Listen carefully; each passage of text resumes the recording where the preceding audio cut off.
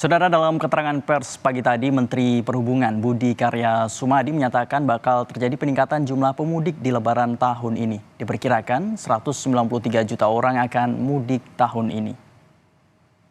Atau 28,4 juta orang penduduk Jabodetabek akan melakukan perjalanan di masa mudik Lebaran tahun 2024. Hal ini mengindikasikan bahwa terdapat kecenderungan peningkatan minat masyarakat untuk melakukan perjalanan mudik Lebaran di tahun 2024, dan jika dibandingkan tahun 2023 sebesar 45,8% atau 123%.